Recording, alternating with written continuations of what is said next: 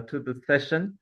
I think it's an indication of how serious everyone's taking this issue that we're going to be speaking about, that even probably on the eve of most people going on leave, we've had we've had such a good turnout. And I'm sure more people will be joining us. So no documents, so nothing's been circulated. There'll just be a presentation now. So before people start asking when will documents be sent, the recording will be available immediately after the meeting, and the colleagues will be keeping you updated on the chat about the recording. So I think we know that the Middle East, and whilst Naeem is struggling with a cat in his house, well, the Middle East has been an area of particular interest.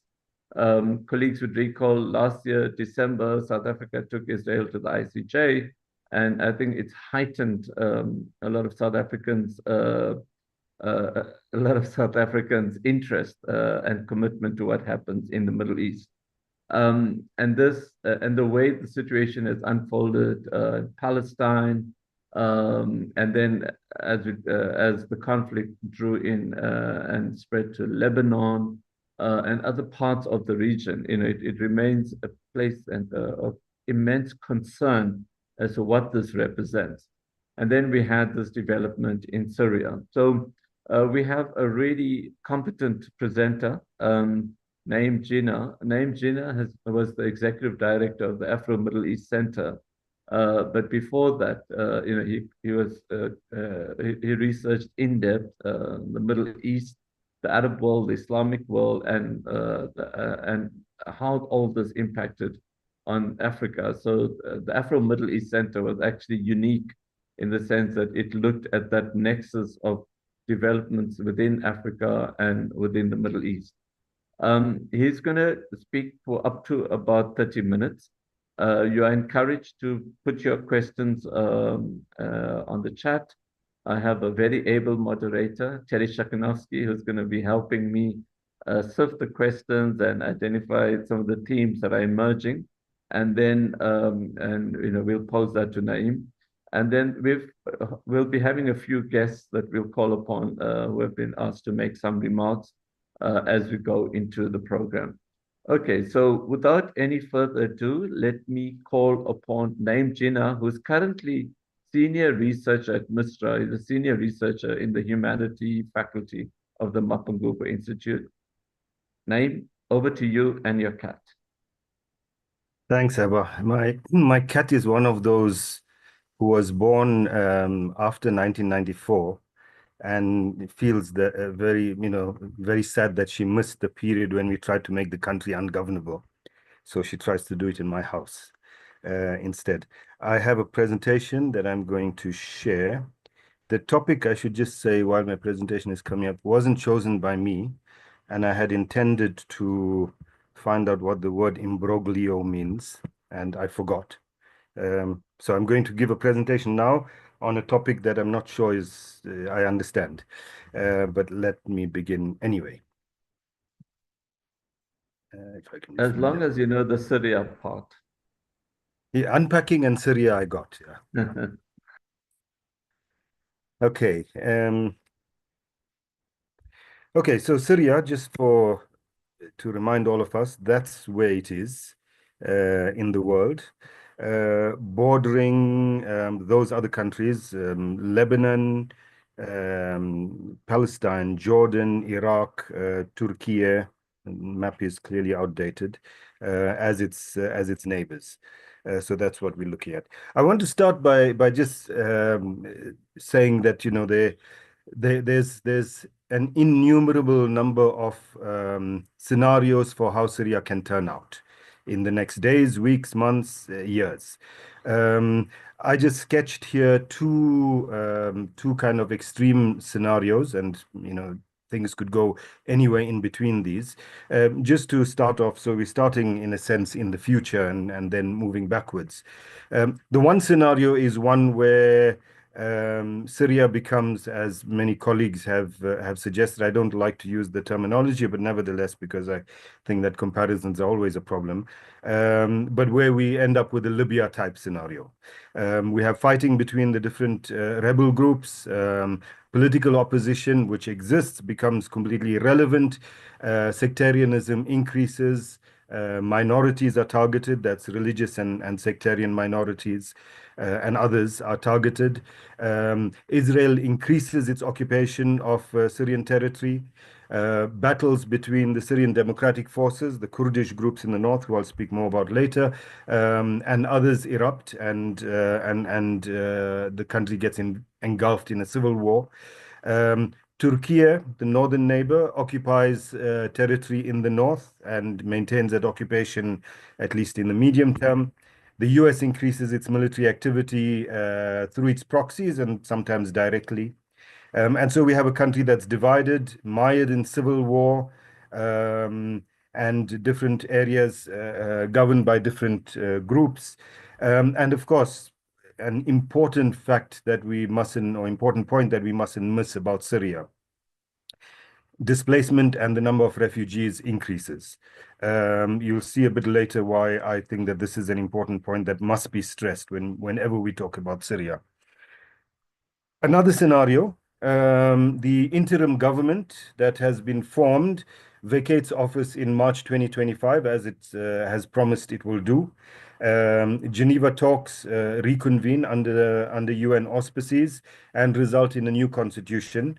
The talks include Kurdish groups who sit around the table. The US withdraws from Syria as a result of the new arrangement. Turkey also withdraws its forces from the north, given some kind of guarantee about cross-border action from Syria into that country. There's elections for new government soon after the 2025 March period. Hayat Tahrir al-Sham, the largest of the groups at the moment, and other rebel groups make good on their promises to build national unity and work towards that actively. Reconstruction starts to take place and make some headway in the country. There's increased return of refugees and migrants, particularly refugees. The economy, which is devastated, remains devastated for a while, but starts to recover. The Israeli occupation is reduced but remains. That is kind of the best case scenario. So these are the two scenarios I want us to just keep in mind as we now move on to looking at what the current situation is. So currently we're looking at this kind of a situation. The different colors represent different groups that are in control of different parts of the country. This is from a day ago, yesterday. I'll give you a more updated map in a moment. The orange top right or northeastern side, controlled by the Syrian Democratic Forces, the Kurdish groups with American support. What's it, turquoise at the top, by either Turkey forces directly or by their proxies. That's up, where's my mouse? There and there. This big area here controlled by this plethora of rebel groups, the largest of which is Hayat Tahrir al-Sham. These two little red dots are kind of still controlled by loyalists of the old regime. And then we have this extra bit here. This light blue bit is the occupied Golan Heights, occupied by Israel in 1967. The dark blue bit next to it is the territory that Israel occupied in the past 4 or 5 days. Here's a different map about on the same kind of thing. And let me move on to the live map. Oh, yeah, this kind of thing is not supposed to happen when you're doing a presentation. But here we go. Okay, so this is a live map. Live as at this moment. And you'll see a similar kind of situation as I described. But you'll also see a range of other things here that are shown. So these, for example, Israeli attacks. This is an Israeli raid on former government military sites in Masyaf and Homs countryside. These bombings are all Israeli attacks that are taking place now today. That little red thing, Latakia is an area that used to be a kind of heavy support for the Assad regime. This little megaphone indicates that Russia is close to reaching an agreement with the new Syrian leadership to keep its two bases in the country. So the two bases, the main bases, there are little ones, main bases. One is this here, just above the little bomb, Tartus, which is Russia's military base. It's only warm water military base naval base, sorry, that it has. It's there in Tartus, and a little further north, Hmeimim is the Russian Air Force base. These two are extremely important for Russia in terms of its projection of power, etc. And a deal is almost concluded. I think the deal began the past weekend, but the deal is almost concluded on protection for those two, neither of which have been attacked yet. And then you'll see that there are also a few other bombs. So these ones here, Israeli attacks, and then here Turkish attacks on areas controlled by the SDF, the Syrian Democratic Forces, which, as I said, supported by the US. And then there's a few clashes taking place, like here between the Kurdish groups in the SDF and some of the rebel groups, particularly those that are supported by Turkey. Here, this was a Russian army base that has been evacuated. Now, let's hope that this actually works as it's supposed to, and moves to the next slide. And now it's not doing that. Yeah, this is. Sorry about this complication. It's supposed to move to the next slide when I click on it, and it's not.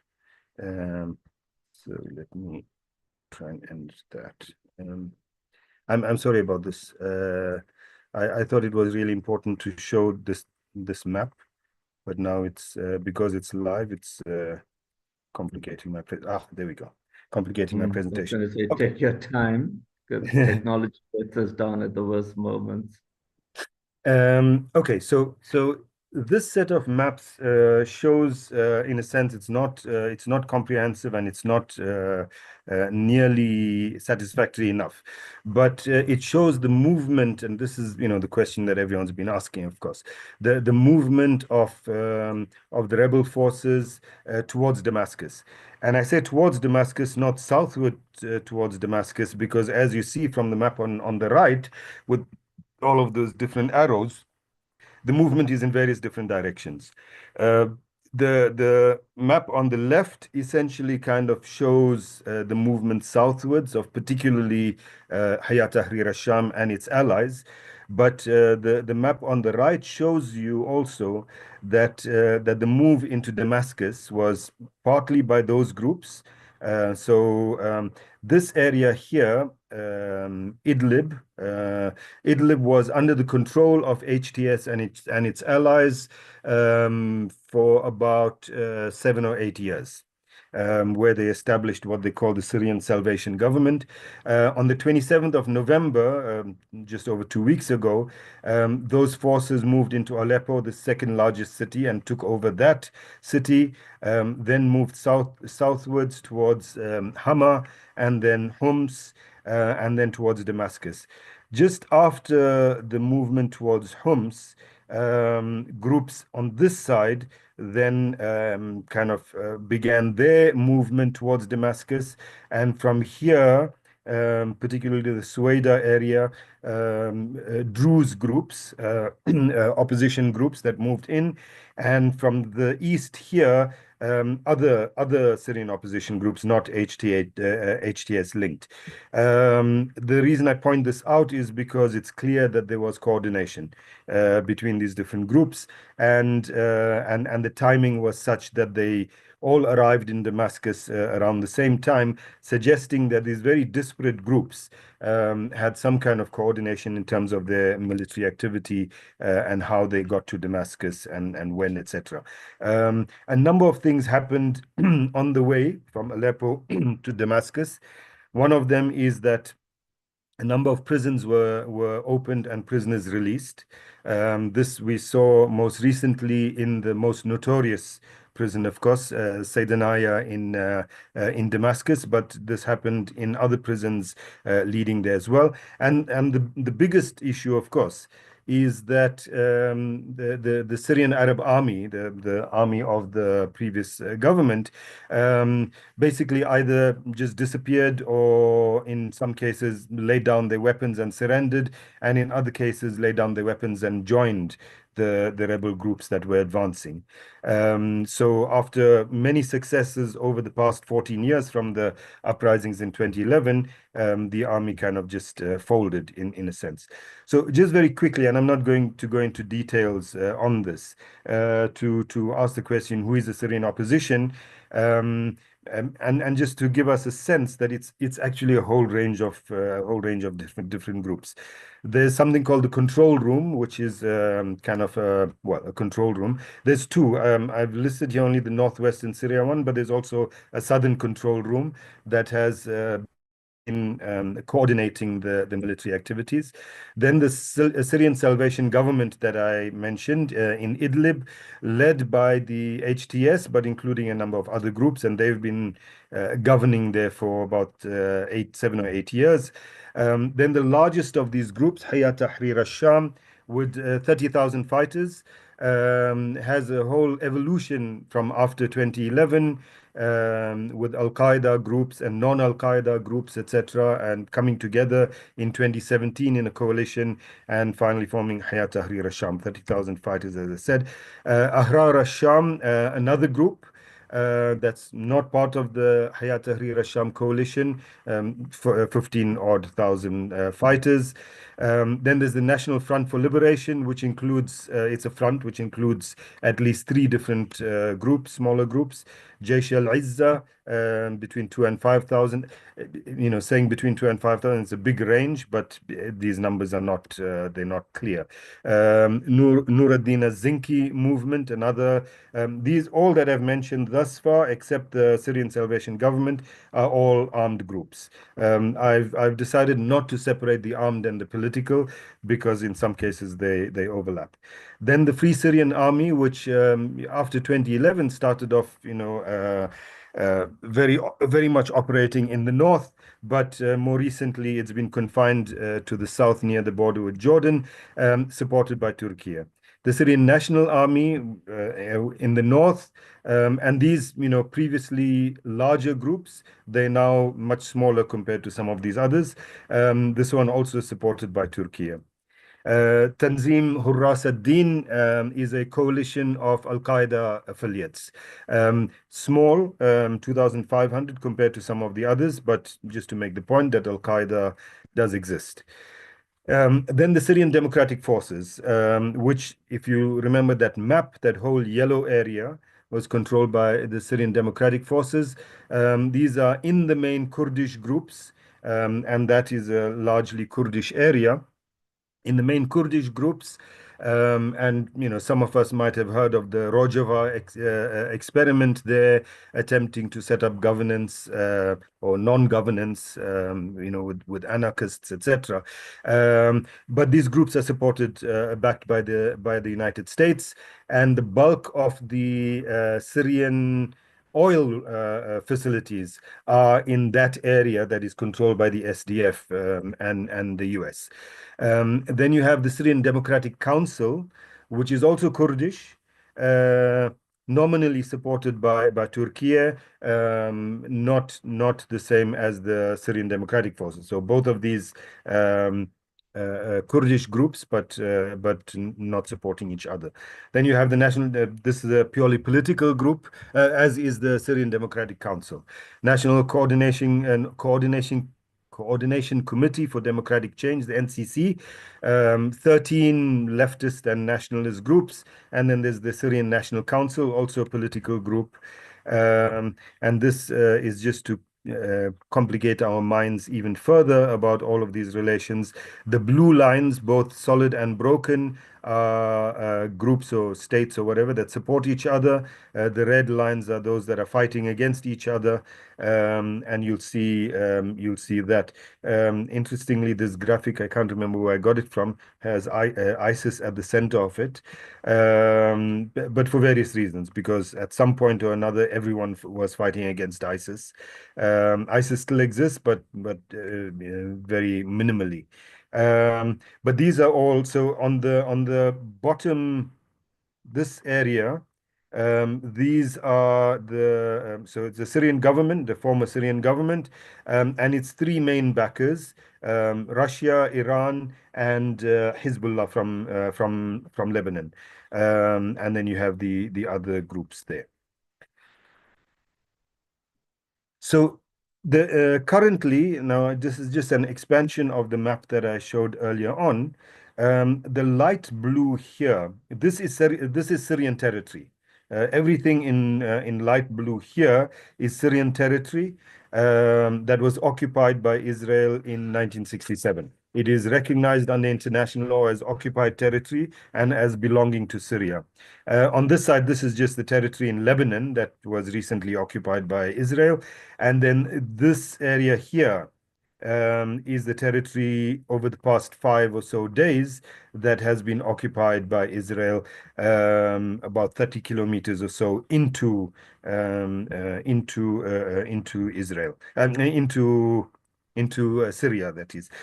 This little legend at the bottom just gives you an indication of when these different occupations took place. That one on the most recent one, the 9th of December.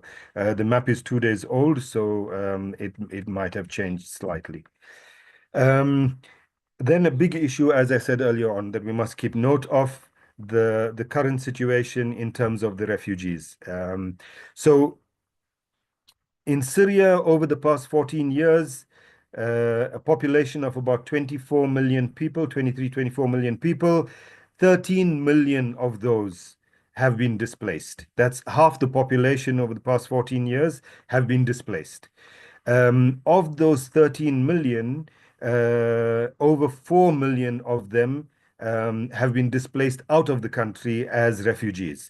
So you see, this is from the UNHCR giving an indication of these refugees. Turkey with the largest number of refugees, almost 3 million, 61% of them. You wonder after you look at this, what Europeans keep complaining about Syrian refugees when you look at who actually is hosting them. So this map kind of gives you a sense of those numbers as well. The refugee issue is a huge issue, of course, from a humanitarian perspective, and we know that now there's talk in Europe. Austria yesterday decided that it's going to deport all the Syrian refugees back because supposedly Syria now has peace and these refugees have nothing to fear. Other European states are going to follow. So it's a huge humanitarian issue, but it's also, of course, a huge political issue and a huge issue for whatever a new government might be. Welcoming these refugees back, resettling them, reconstruction for them, etc. Half of the population displaced that you have to take care of is a massive task. I'm not going to go through this timeline, not even the yellow bits that I've highlighted in any kind of detail. But this is the timeline from 1918 to 2011, starting with the battle by the Arab troops led by Emir Faisal against the Ottomans to capture Damascus, formation of the Arab Socialist Ba'ath Party. That's the party of the two Assad's father and son. Hafez al-Assad's coup in 1970 that overthrew the then president. And since 1970 until now, for the past 54 years, then Assad, father and son, have been ruling Syria. When Hafiz al-Assad died, they had to change the constitution to allow Bashar to become president. 1967. So the Assads is a big part of this timeline, and their role in Syria. Another important part of the timeline that we must highlight is Syrian intervention in Lebanon. So in June 76, the Syrian army intervenes in the Lebanese civil war, and develops a strong alliance with the Maronite Christians there. For many years thereafter, Syria effectively controlled Lebanon, as one might say, as a colony. Generally, it was a senior officer general from the Mukhabarat, the intelligence services, that was like a governor in Lebanon, to whom all of the Lebanese politicians were accountable. Then 1981, so 1967, you might have seen earlier when Israel occupied the Syrian Golan Heights. 1981, it formally annexed the Golan Heights, illegally, of course. 1982, an uprising in the city of Hama. You might remember Hama from the map, which was suppressed by the army, and depending on whose figures you take, anything between 20 and 40,000 people were killed. The entire center of that city was demolished by the Syrian army. And then in 1982, Israel invaded Lebanon, attacked the Syrian army. In 2000, Hafez al-Assad died, was succeeded by Bashar. In 2005, Damascus was, this is after the assassination, whoever did the assassination, it's not clear yet, and I'm not making any guesses, of the former Lebanese Prime Minister Hariri in Beirut. As a result of the pressure around that, particularly from the US, Damascus was urged to withdraw from Lebanon, which it did in April 2005. And then March 2011 was when protests began in Dar'a as part of the general uprisings that started in Tunisia, Egypt, Yemen, etc. And the army opened forces and shot protesters. And that developed into the whole past 14 years, and you know what I spoke about earlier on. So the past 14 years has seen 13 million people displaced, at least 500,000 people killed in that, and extensive human rights violations having taken place from various different sides in the situation there, with the result that you have an extremely traumatized Syrian nation, as I said, with half of its population displaced. So from this kind of just very quick overview, you get something of a sense, and I'm not going to go into much more detail of that, of the roles of some of the foreign powers. Israel, clearly, Turkey, let me say a word about that because I didn't in the timeline.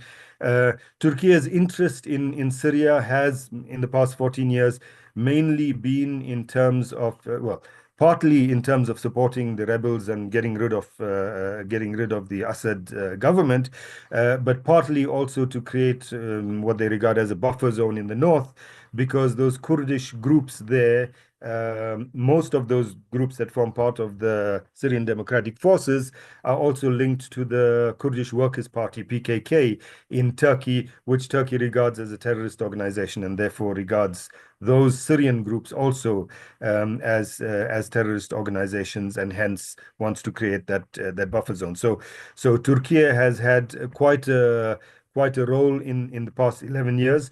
also in terms of facilitating the movement into and out of Syria of various rebel groups, including at different times allowing the movement of ISIS forces into and out of for a period of time.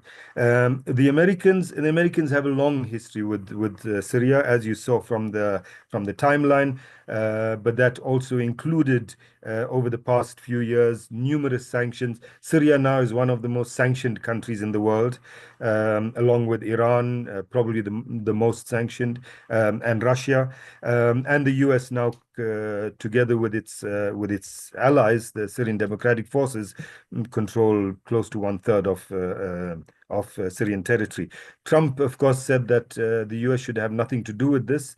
We wait to see whether after the 20th of January he will withdraw American troops.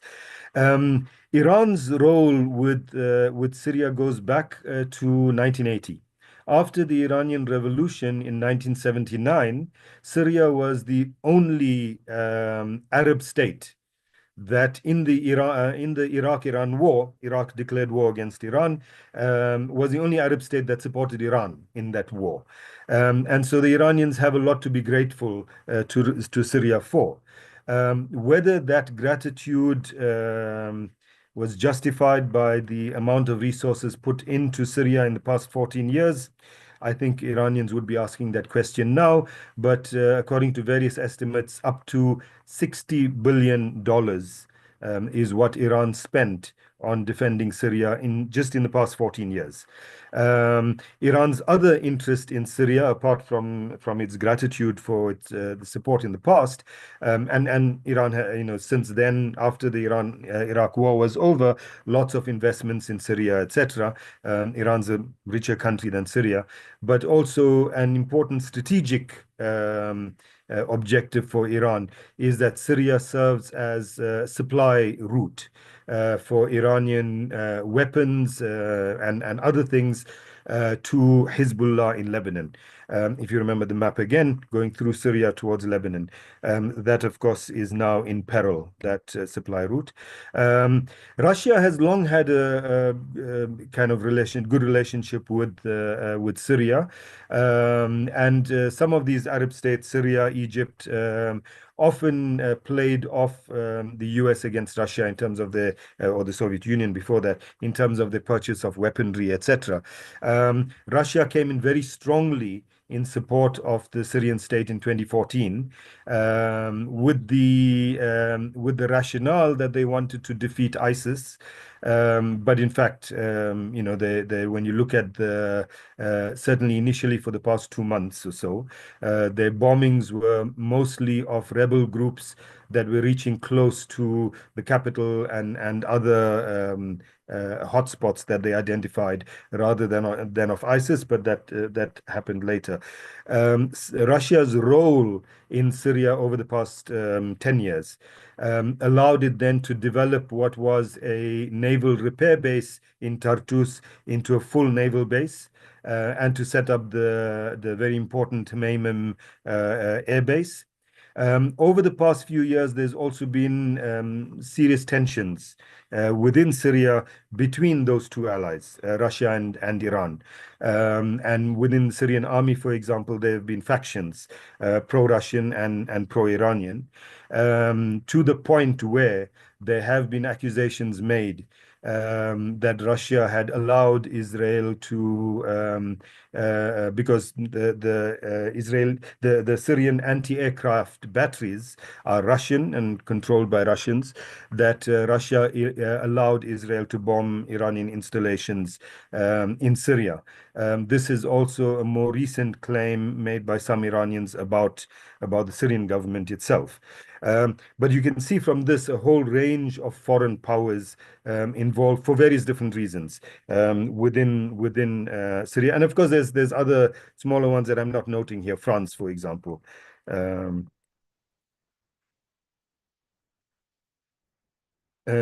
Okay, so I think I missed a whole lot. I'm just sorry. Just let me.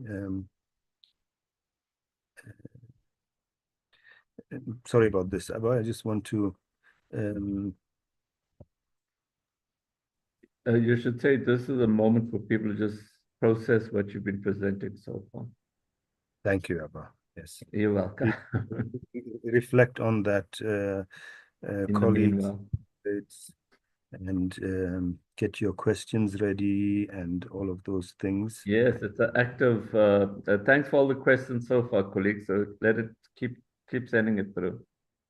So for some reason, not for some reason, my foolishness, my notes didn't come up on my screen, so I was talking without notes. So let me just say a few things that I missed in terms of the notes that I have, that just picking up some of the things that I think are important.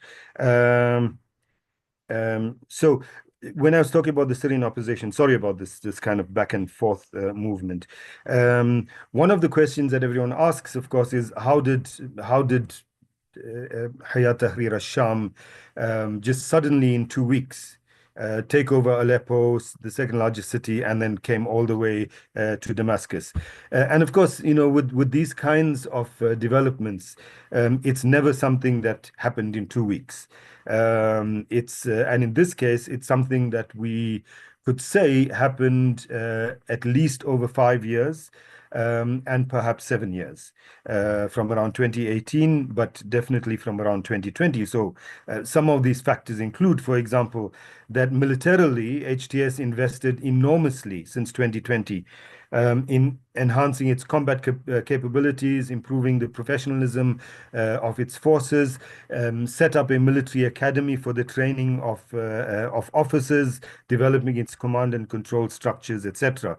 It developed a whole officer class which didn't exist before that, developed special forces, nighttime units, a drone force, etc. And these are things, of course, that in many ways changed the game, as we saw in the past 2 weeks.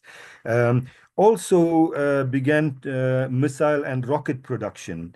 Now, for those who say, how is that possible? We all believe that Palestinians in Gaza, completely besieged, develop their own rockets and missiles. Well, HTS can as well, I suppose.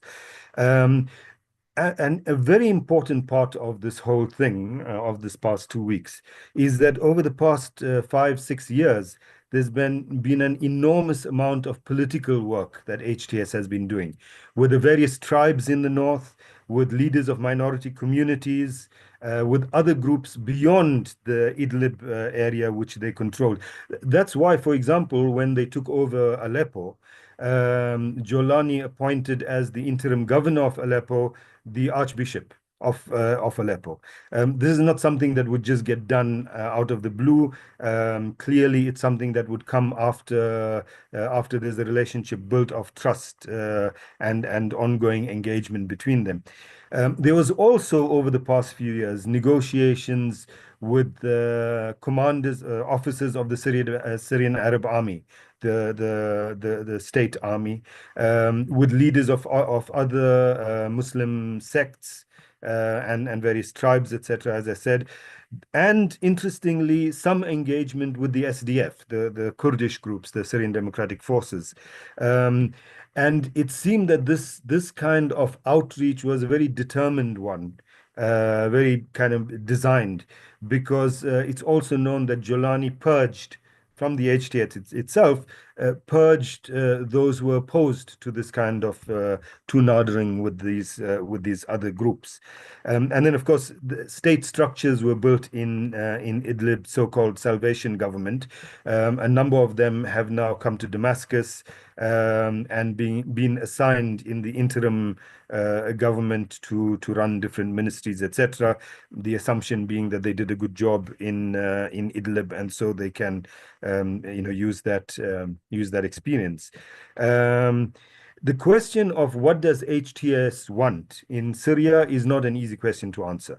Not because, on the one hand, you get these very strong statements about wanting so-called civic state, not a term that we in South Africa are very much used to, but in the Arab world, it is essentially a kind of let's say, liberal democratic state, versus some spokespersons talking about Islamic governance, etc. What exactly they're going to be moving towards is not entirely clear.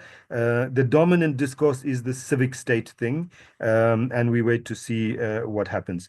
Another point that I missed out earlier on is just to say about Syria's oil and gas reserves.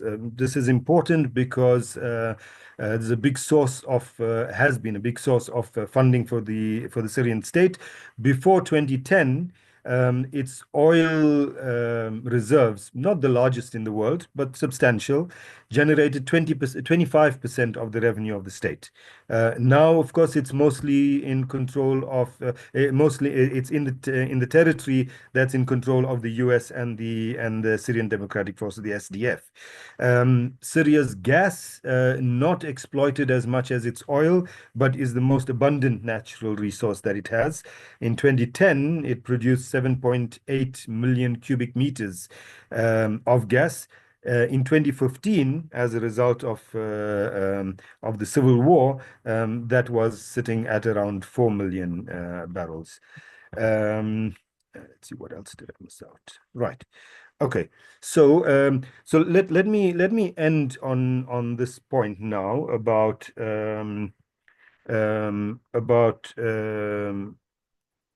implications for Syria and for the region. So the one issue, of course, in terms of Syria is where is the country going? It's unclear, as I said, in terms of governance and all of that, where those who are at the helm want to take it. There's some strong signals, but the HTS is also not the only group that's involved. There are others. There's always the potential that there could be a battle between the different groups.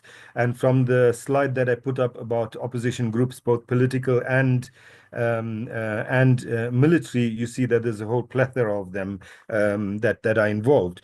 The tussles, skirmishes between some of the groups and the Kurdish groups in the north have the potential to erupt into a civil war. The Israeli role is extremely concerning, of course. Clearly, I mean, up to now, the HTS and its allies have not done anything about the Israeli incursion into Syria and its occupation of Syrian territory.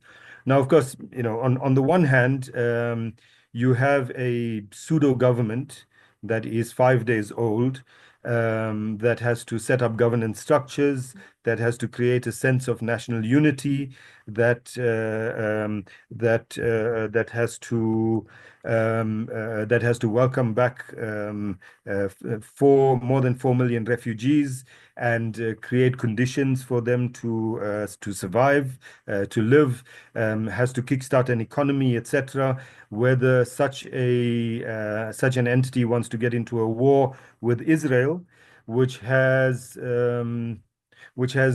nothing stopping it from doing whatever it wants at the moment, completely free to act as it wills, with complete impunity and no one able to stop it, is a fair question. Or is fair to raise. But on the other hand, the HTS leaders have not even condemned the Israeli incursion, and that's concerning. I mean, sure, you see slogans of Jerusalem next, etc., but slogans on the streets mean nothing really.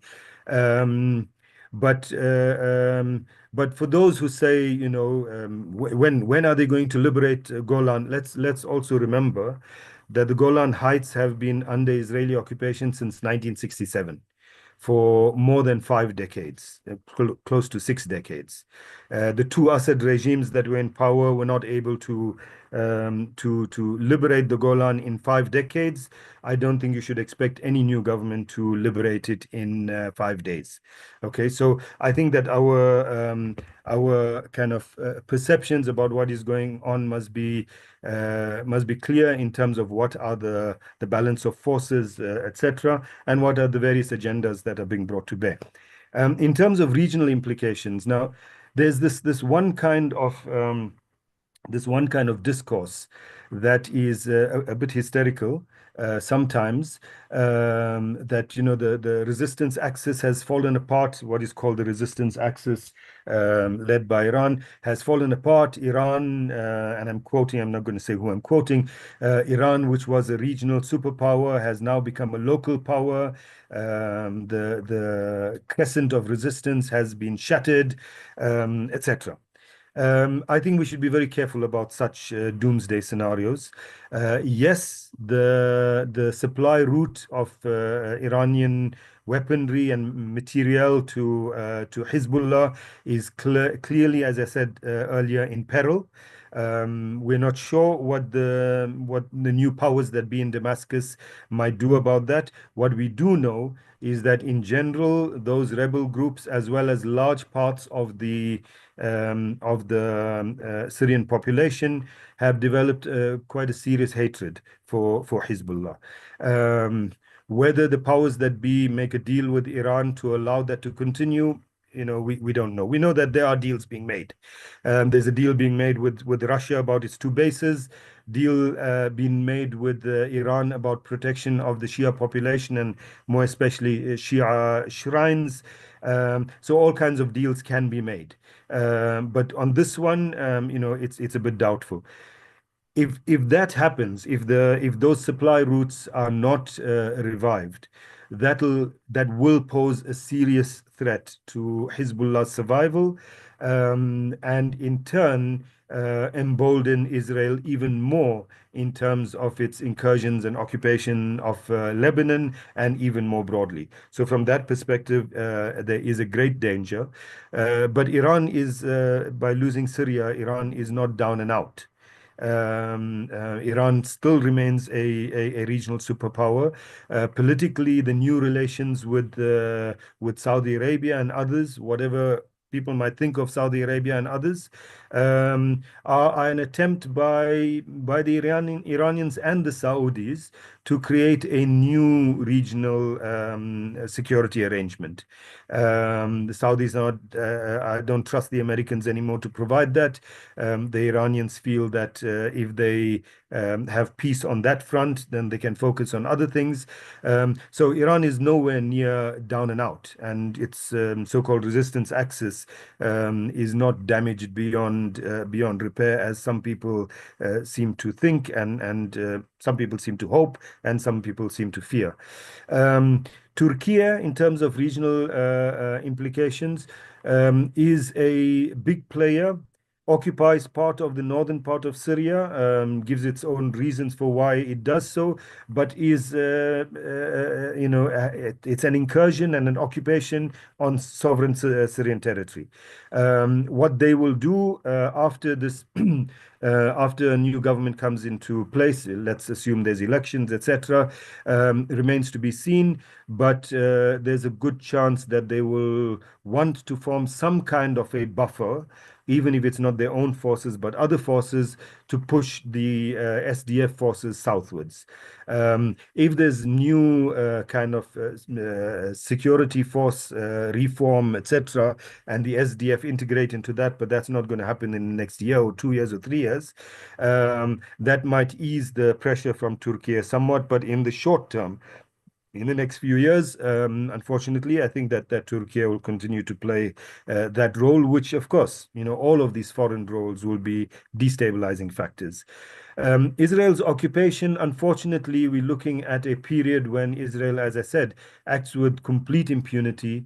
We have a very strong ICJ advisory opinion about Israel, which it completely rejects. We have provisional measures on the other ICJ case, the South African one, issued by the ICJ, which it completely ignores, Security Council resolutions, etc.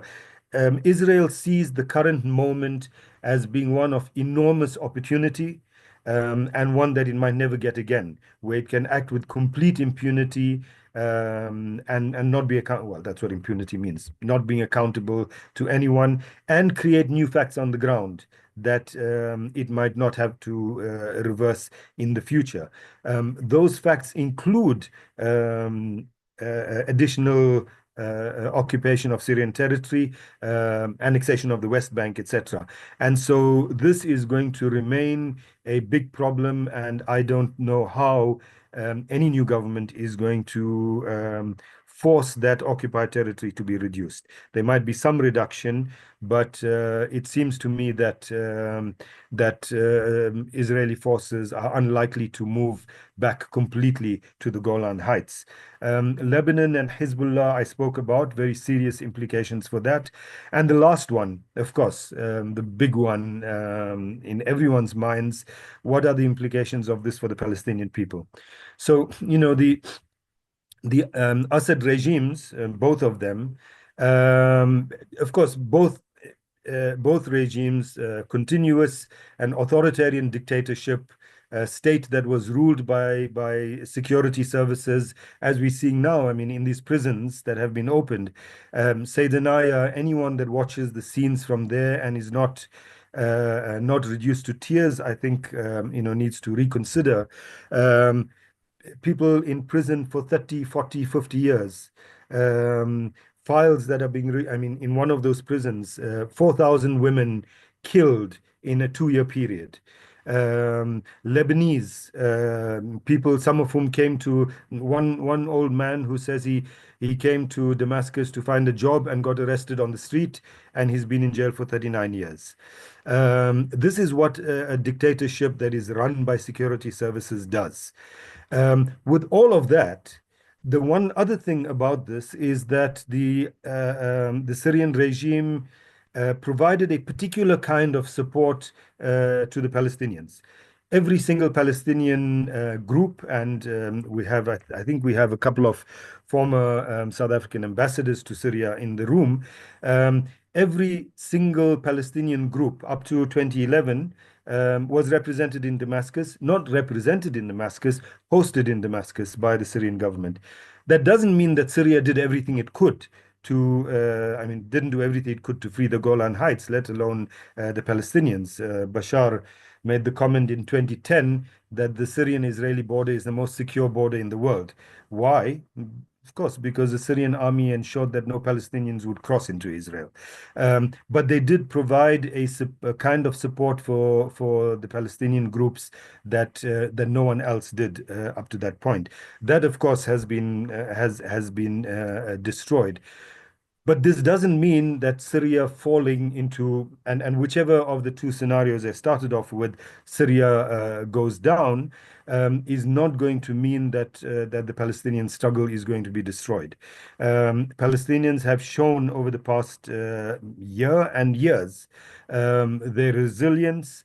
I mean, ragtag militias in Gaza that have held on for, what's it now, 14 months against the most powerful army, probably the most powerful army in the region, with no air force and no tanks, etc., and have not yet been defeated. I think says quite a lot. Sorry, So Nate, the you need to impact of, wrap up now. I'm done. Thank you. Okay. Okay, so there's a ton of questions, and I'm not going to go through all of them, but I think there's some very specific to the Syrian situation, to the situation within Syria. And then there's a lot of questions, obviously, about the region. And I always say, Middle East, you cannot understand without looking at the region as a whole. And then there are global questions. So I'm going to run through some of them. As we indicate in the chat, we're privileged that we have two former ambassadors, both Barry Gilder and Mohammed Dango have served in Syria before. And Mohammed Dango seems to like to choose the hotspots because he was in Libya at a critical moment as well. And he was in Syria in 2011 as well when things were happening there. So we're going to ask them to say a few words after I've gone through the questions. And then Naeem, I'm going to, because we're running out of time, I'm going to ask you to reflect on the questions that have come and then give us your feedback on that. So some of the questions, Juma Mubarak Junaid Ahmed, he greets you. Salams, Naeem Bhai, your favorite Pakistani brother, he says. Junaid, you are popular in South Africa as well. So I think most of you know who you are. But he's asking the question about the silence of the HTS in relation to the Israeli bombardment. And he says in some of these cases, the rebels are in cahoots with the US and Tel Aviv. So comment on that. Are the Syrian Democratic Forces anti-Turkey from Stuart Dunn? Then there's the questions that Ghulam, I think, raised about the economy and GDP and agriculture services, etc. I think that may be a bit difficult to answer this session, but I think a good one to Google and check that out. Then Zinat Adam, so good to have you here on this platform, Zinat. Comment on the agreement seemingly reached last night between SDF and HTS that appears to agree to an autonomous region. Then someone anonymous, but I think a lot of people would be interested in what is South Africa's role in this whole.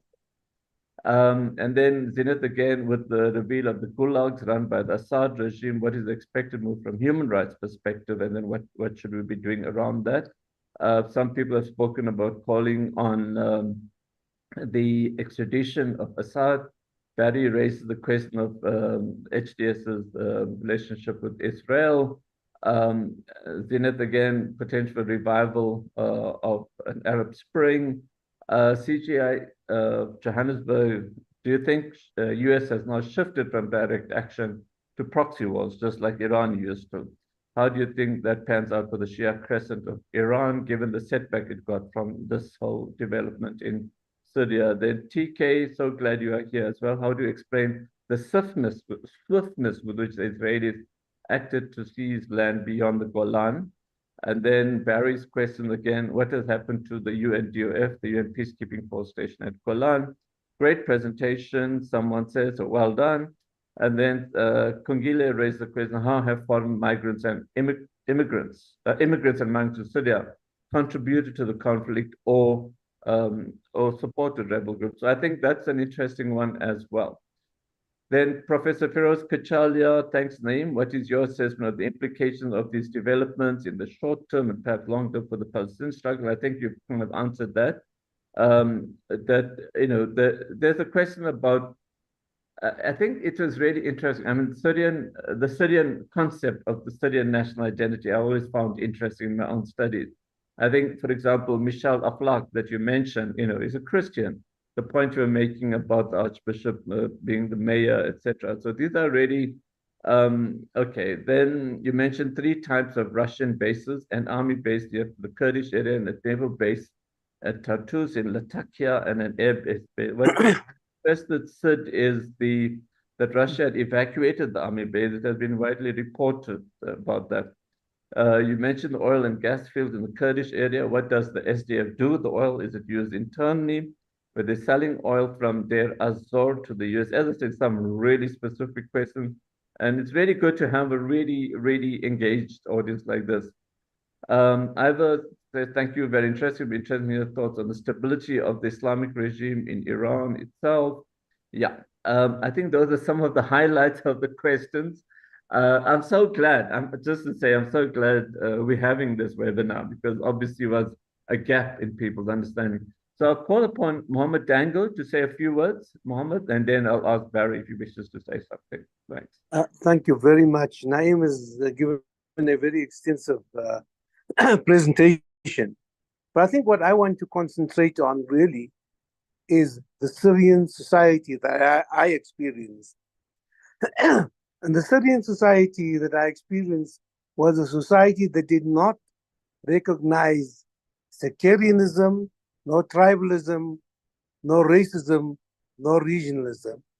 And I recall at that particular point in time, the words of a very prominent Islamic scholar, Ramadan al-Bouti, who said in Syria, we don't only tolerate each other, we go beyond. We recognize each other's right to be different.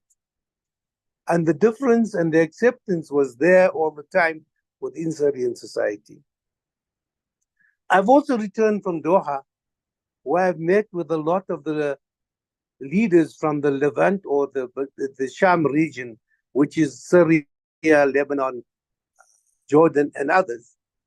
And their request to me to take back to the South Africans, both civil society and the state, is please come and share your experience regarding an inclusive society.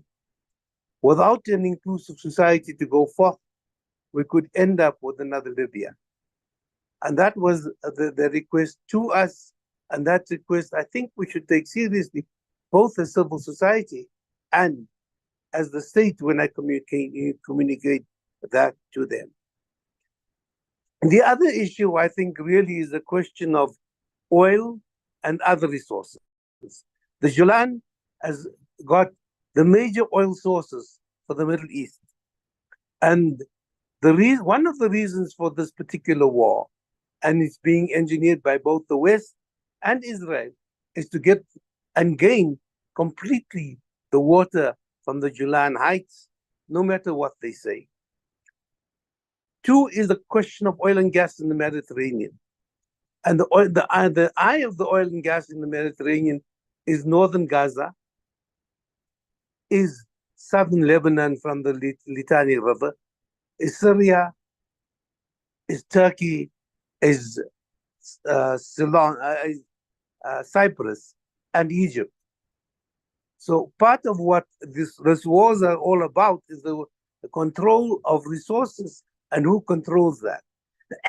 The Israelis awarded contracts for the exploitation of that before October the 7th. And I think part of what happened on October the 7th was because of that.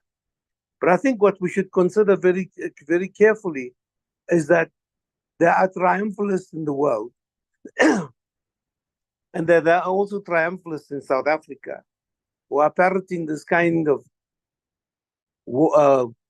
situation that there's been a victory in Syria, and that is a victory for a particular sect.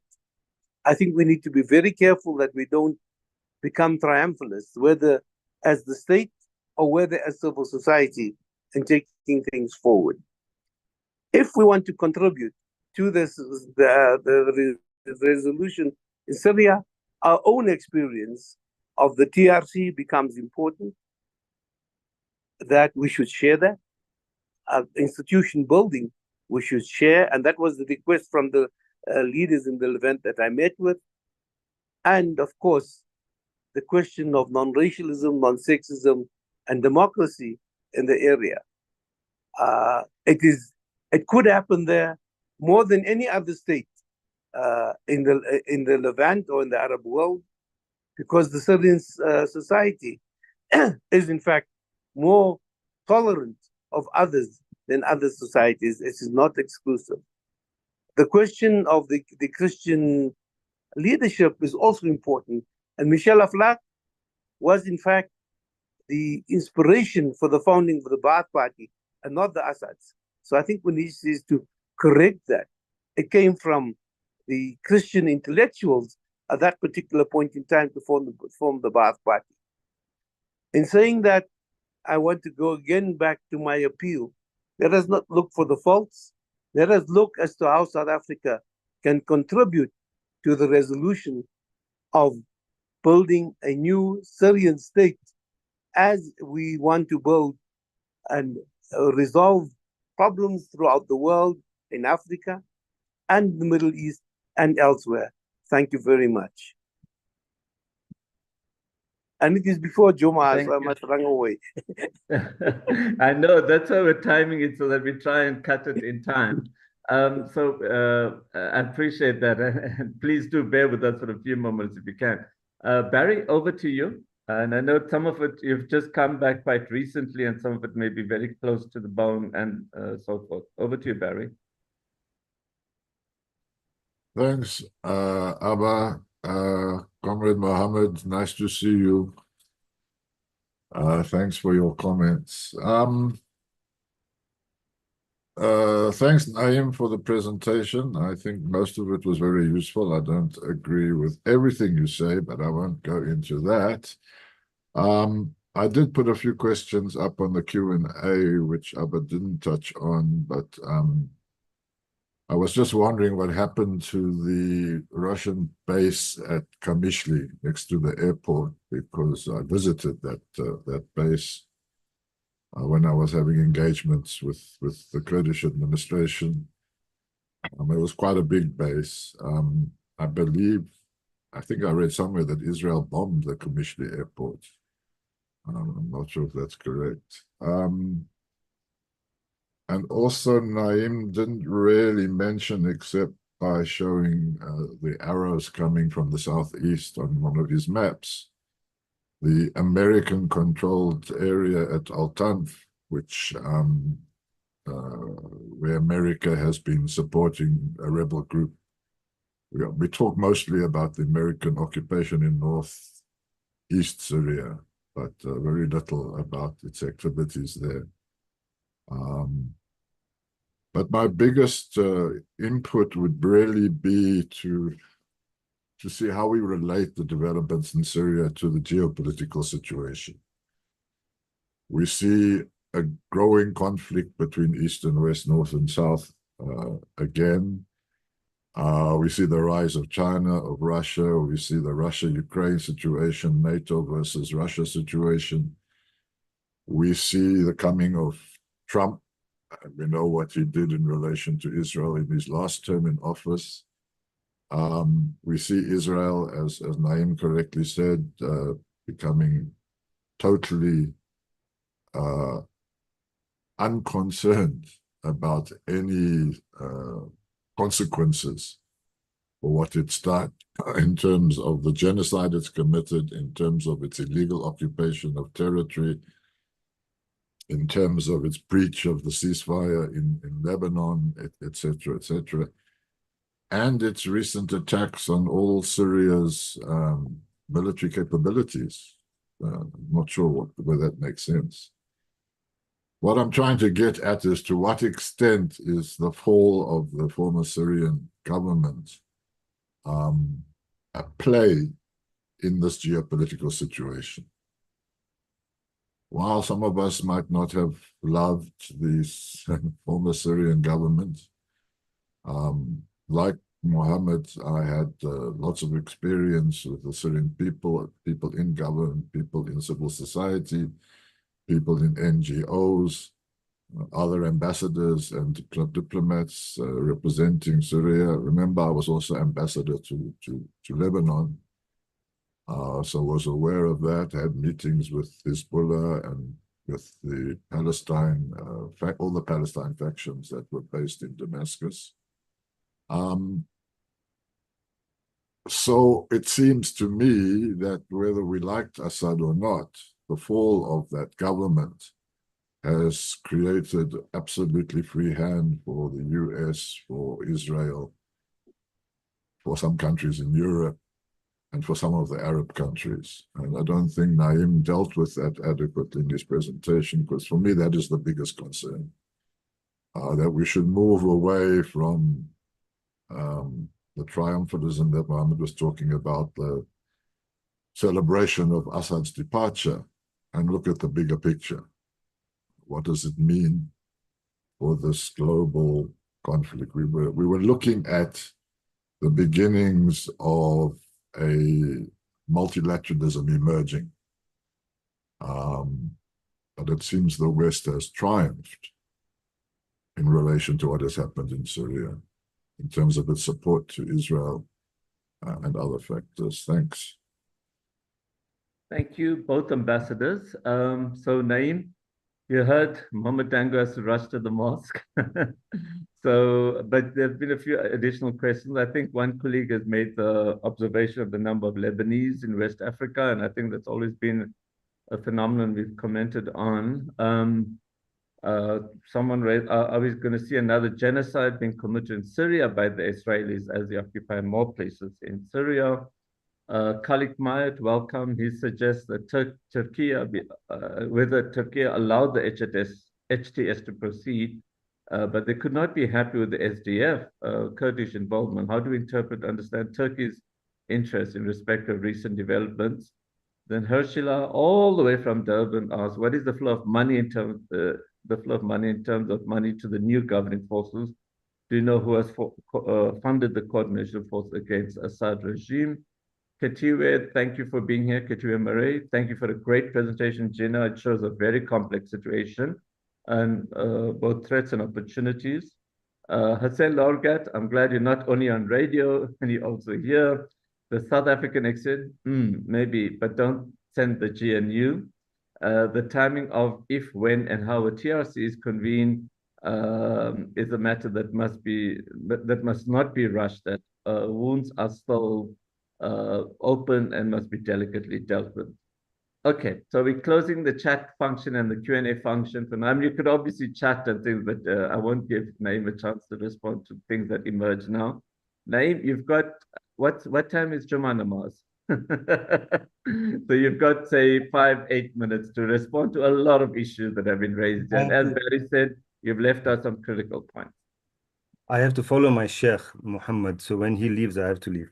Um, so let me just look. I don't fully agree with Muhammad about Muhammad's somewhat romantic view of no sectarianism, no divisions, etc. Pre 2010. I don't believe that that is correct. I mean, there's enough literature to show that that is not entirely correct. Certainly, the period after 2011 made things worse, and I think many actors had a role to play in making it worse. Clearly, the worst ones of those would be, for example, ISIS, but the other side also had a role to play. Barry, yes, the thing about the U.S. Supported groups in the South, that was an omission. You're correct about that. I had it on one of my maps, but I didn't mention it.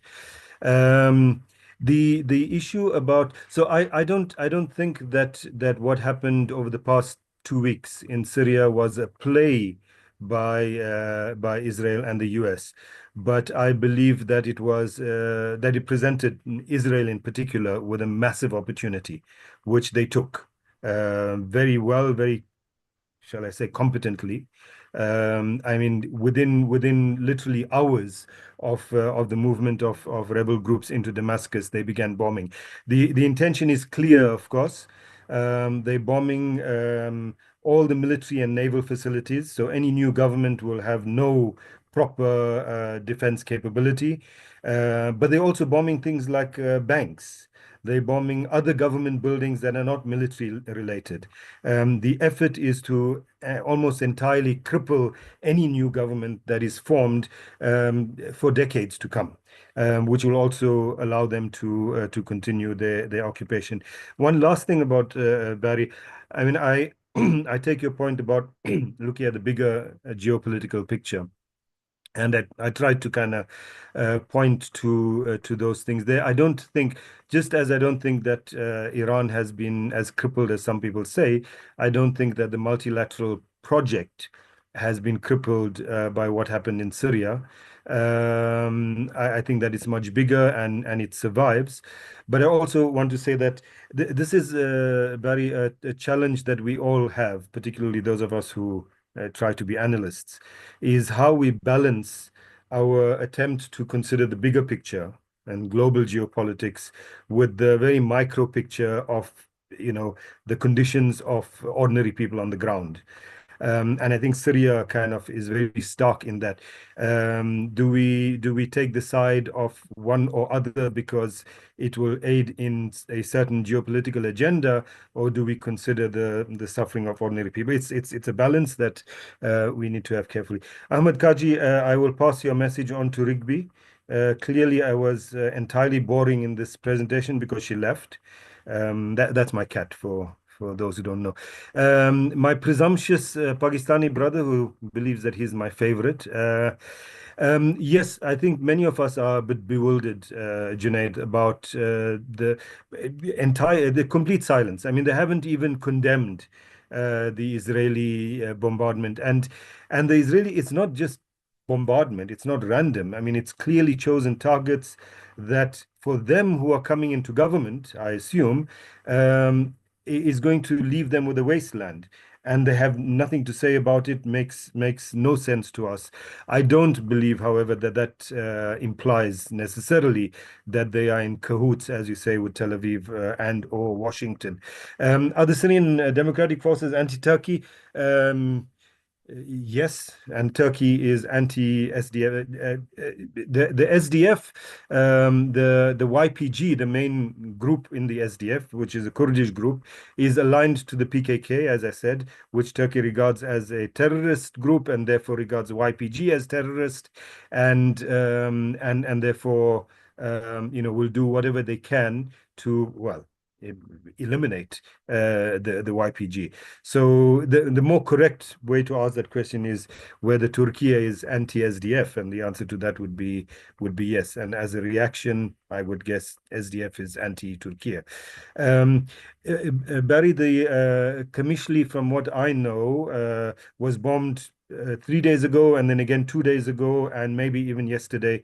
I think that the Russian base was targeted there as well, and is probably damaged quite substantially. And for others who made the point about Russian, so there are other Russian bases. Hmeimim, the air base, and Tartus, the naval base, are the largest, and they are the ones that the Russians are going to really want to keep. There's a helicopter base elsewhere. There's army bases elsewhere. Those they can do away with, but these are the strategically, these two are the most important. And how does the city collapse? Well, of course, the city didn't collapse. The governance in the city collapsed, and as I said earlier, it was largely because the army just surrendered or didn't fight.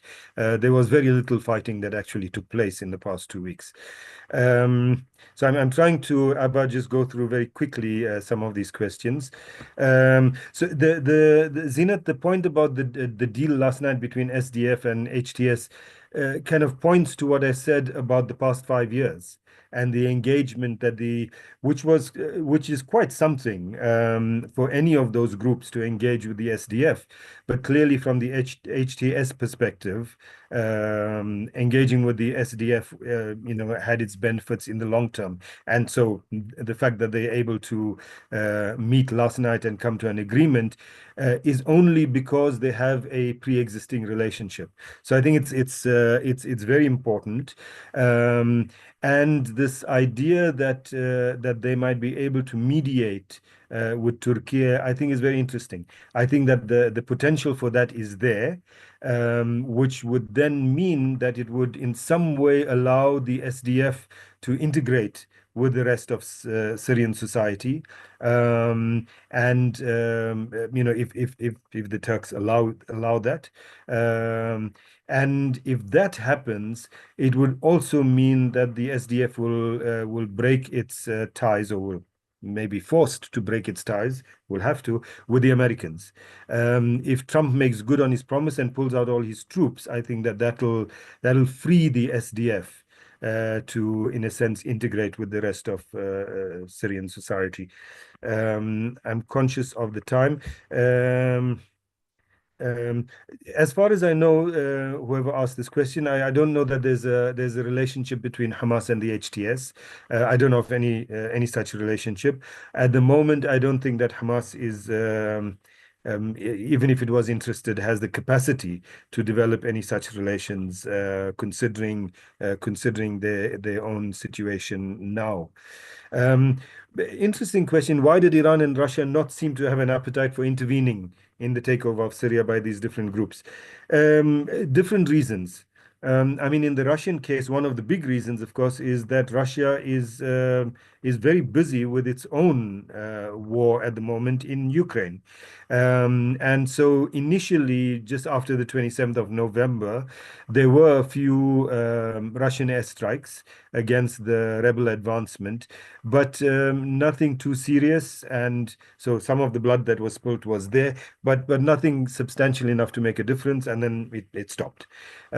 but they have bigger issues to deal with.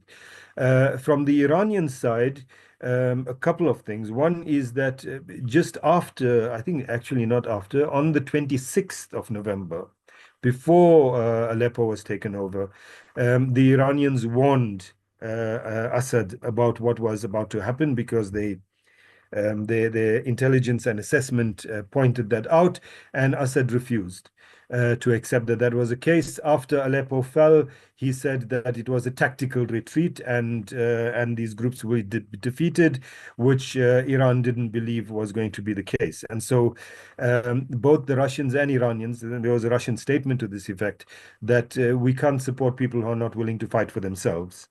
It was after this that the Iranians pulled out all the Iranian Revolutionary Guards from Syria and left. The other point from the Iranian perspective seems to be that there is a strong suspicion that the Syrian regime was involved in allowing, at the very least, allowing the Israelis to bomb Iranian facilities in Syria. How deep that goes within Iran is unclear at the moment, but that is a kind of suspicion. And so for many years now, not just now, there's been a great suspicion from Iranians towards Assad. What happens moving forward, of course, is, as I said, there are some deals being made, and we see where that goes. Right, I'm just choosing questions here. Do you think the US has You've shifted got 2 from minutes left. Okay. US shifted from direct action to proxy wars? I don't think that there's a shift. I mean, the US acts in the way that's most appropriate for it, as it believes. In Syria, it acts through proxies and its own fighters. I think there's 800, if not more, American soldiers there. So no, I don't think that that's an either or case. The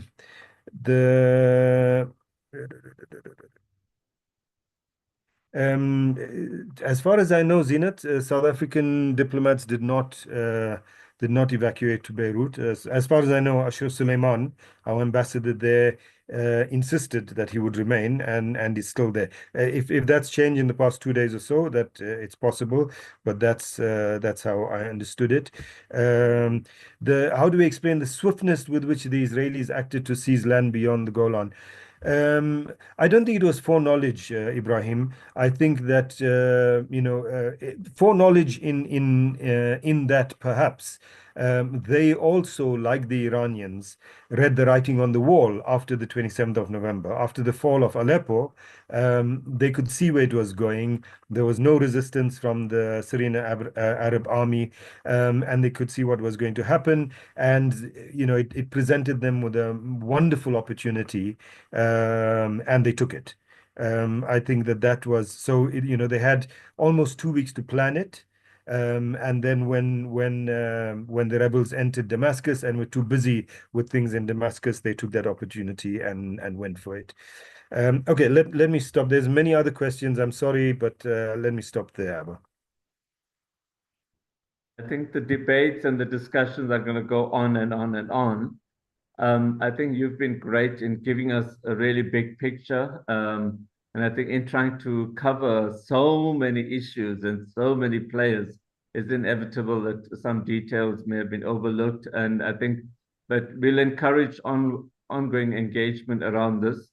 As for MISTRA, we'll watch how the situation develops. We'll see if we need to have a relook at this in the new year. But it's obviously a really grave situation that we'll have to keep monitoring as South Africans and then see what the implications these are for us and for global politics and humanity generally.